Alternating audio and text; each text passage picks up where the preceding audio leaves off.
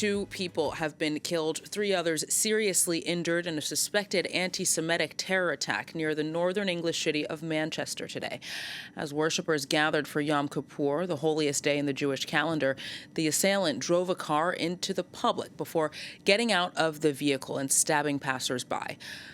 Authorities say that they believe that the suspect was shot now, though concerns that he was wearing or carrying an explosive device initially caused some degree of confusion about his fate. For the latest, we'll cross now to our London correspondent, Bénédicte Paviot. Hi, Bénédicte. So tell us, what's the latest? What else do we know about this attack?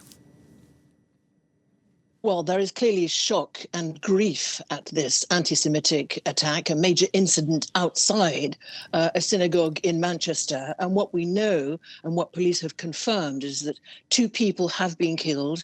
3 others are seriously injured after this car and knife attack outside this synagogue. It's a major incident, was treated as such immediately.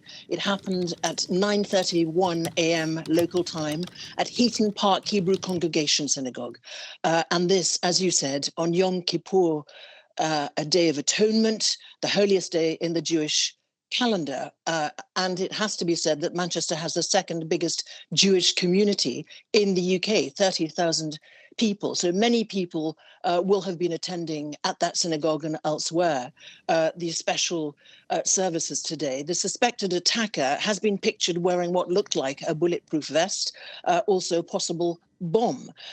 The man, the suspect who is now confirmed, was shot dead by police moments after launching the attack, targeted worshippers at the synagogue. But piecing together information we've heard from witnesses across British media, it appears that thanks to the synagogue's own security and indeed to the speed with which the Greater Manchester Police responded, they were there within 3 minutes at the scene of the first call. The attacker was stopped, and this is key, from getting into the synagogue itself.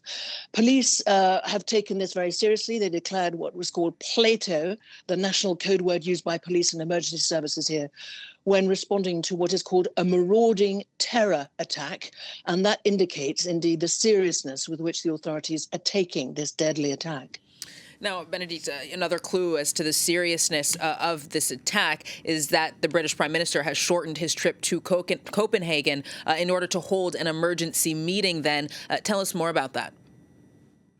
Indeed. And we've just learnt that Keir Starmer, the UK Prime Minister, has now arrived back here in the UK. He shortened his attendance at a meeting in Copenhagen of the European Political Community gathering he was attending.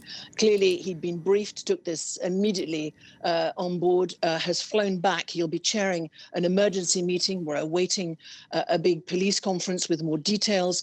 And what he's already said is he's very much trying to reassure the Jewish community, this amongst a real rise here in anti-Semitic attacks over the last 2 years, and particularly over the last few months. He has said that the government will deploy what he called additional police assets at synagogues across the country.